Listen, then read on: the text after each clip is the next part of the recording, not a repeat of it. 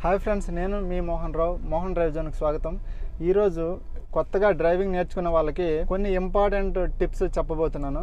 So friends, వీడియోలోకి వెళ్ళే ముందు ఛానల్ని సబ్స్క్రైబ్ చేయకపోతే సబ్స్క్రైబ్ చేసుకోండి, బెల్ ఐకాన్ ప్రెస్ చేయండి. చేసే వీడియో మీకు నోటిఫికేషన్ వస్తుంది. సో ఫ్రెండ్స్, వీడియో ఏంటంటే డ్రైవింగ్ చేసేటప్పుడు సెల్ ఫోన్ అయితే యూజ్ చేయకూడదు. సెల్ ఫోన్ అంటే సెల్ ఫోన్ ఆపరేట్ చేయడమో, లేదంటే ఫోన్ రిసీవ్ చేసి మాట్లాడడమో, లేదంటే టెక్స్ట్ మెసేజ్ ఇవ్వడము, డ్రైవింగ్ చేస్తూ ఉండేటప్పుడు అలాంటివి చేశారంటే మీరు ఇండికేటర్ ఇవ్వడం మర్చిపోతుంటారు. తర్వాత స్టీరింగ్ మూమెంట్ క్లియర్గా చేయడం మర్చిపోతుంటారు.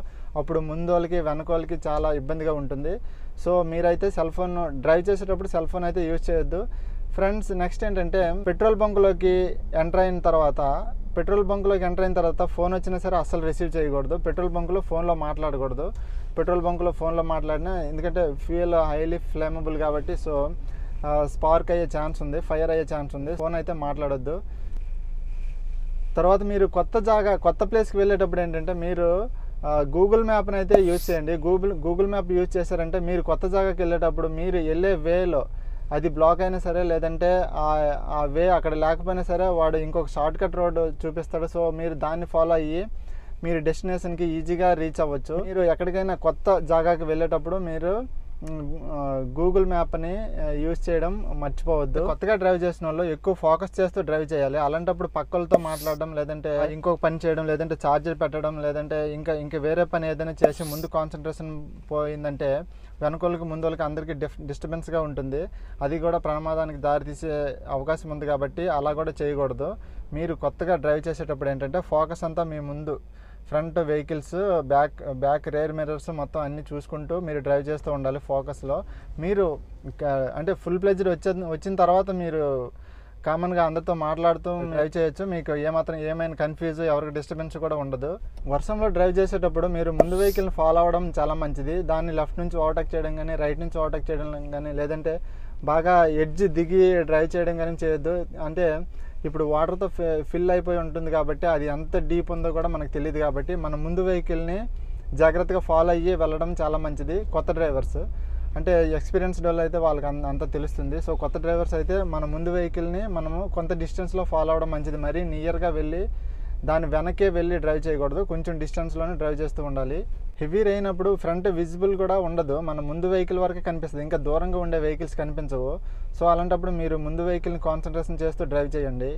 వర్షం పడుతుంది కదా అని చెట్టు కింద అయితే వెహికల్ పార్క్ చేసి వెయిట్ చేయొద్దు. ఎప్పుడు కూడా వర్షం పడేటప్పుడు ఏంటంటే చెట్ల దగ్గర కానీ, లేదంటే చెట్ల దగ్గర అయితే ఆపకూడదు. ఎందుకంటే గాలి వేసినా, లేదంటే పిడుగు పడినా సరే అది ప్రమాదం. కాబట్టి మీరు చెట్టు కింద అక్కడ ఆపకూడదు. కొత్తగా డ్రైవింగ్ నేర్చుకున్న వాళ్ళు ఎక్కువ టైం అయితే డ్రైవ్ చేయడానికి అయితే వెళ్ళొద్దు. మీరు అంటే మ్యాక్సిమం 1 or 2 hours కంటే ఎక్కువ డ్రైవ్ చేయొద్దు. ఎందుకంటే లెగ్స్ స్ట్రెయిన్ అవుతుంటాయి, అలవాటు లేని పని కాబట్టి.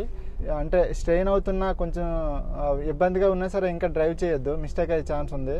సో కొత్తగా నేర్చుకున్న వాళ్ళు ఏంటంటే మ్యాక్సిమం 1 or 2 hours వరకు డ్రైవ్ చేయగలరు, అంతకంటే ఎక్కువ డ్రైవ్ చేయలేరు. అలా డ్రైవ్ చేయడానికి ప్రయత్నించొద్దు, లాంగ్ డ్రైవ్ చేయడానికి ప్రయత్నించొద్దు. నెక్స్ట్ వన్ ఏంటంటే చాలామంది డౌన్ ఉంది కదా అని కీ ఆఫ్ చేస్తూ ఉంటారు. డౌన్లో కీ ఆఫ్ చేయకూడదు. జస్ట్ మీరు బ్రేక్ అలర్ట్లో ఉండాలి, అంతేగాని కీ అయితే ఆఫ్ చేయకూడదు. ఫ్యూయల్ సేవ్ కోసము, లేదంటే వెళ్ళిపోతుంది కదా, స్పీడ్గా వెళ్ళిపోవచ్చు, డౌనే కదని కీ అయితే ఆఫ్ చేయొద్దు. కీ ఆఫ్ చేశారంటే ఇప్పుడు వచ్చే సిస్టమ్ ఏంటంటే పవర్ స్టీరింగ్, హైడ్రాలిక్ బ్రేక్ ఈ రెండు కూడా మీరు కీ ఆఫ్ చేసిన తర్వాత పని చేయవు, హార్డ్ అయిపోతాయి. సో కంట్రోల్ తప్పిపోతుంది వెహికల్. మీరు ఎప్పుడైనా సరే ఎక్కువ డౌన్ ఉన్నా సరే మీరు బ్రేక్ కంట్రోల్లో ఉండాలి, కానీ కీ అయితే ఆఫ్ చేయొద్దు. మీరు కారులో చిన్నపిల్లలతో వెళ్తున్నారా అంటే చిన్నపిల్లల్ని బ్యాక్ సీట్లో కూర్చొని పెట్టండి. చిన్నపిల్లలు బ్యాక్ సీట్లో కూర్చొని పెట్టిన తర్వాత మీరు బ్యాక్ 2 సీట్లకి చైల్డ్ లాక్ ఉంటుంది. ఆ చైల్డ్ లాక్ని ఆన్ చేయండి, ఆన్ చేసి ఉంచండి. చైల్డ్ లాక్ ఆన్ చేయలేదంటే వాళ్ళు ఇది అన్లాక్ చేసి ఓపెన్ చేసే ఛాన్స్ ఉంది. సో ఆ విధంగా చేయకూడదు. కాబట్టి ఆ చైల్డ్ లాక్ ఆన్లో ఉంచారంటే బ్యాక్ కూర్చున్న వాళ్ళు ఆ డోర్ని ఓపెన్ చేయలేరు చిన్నపిల్లలు.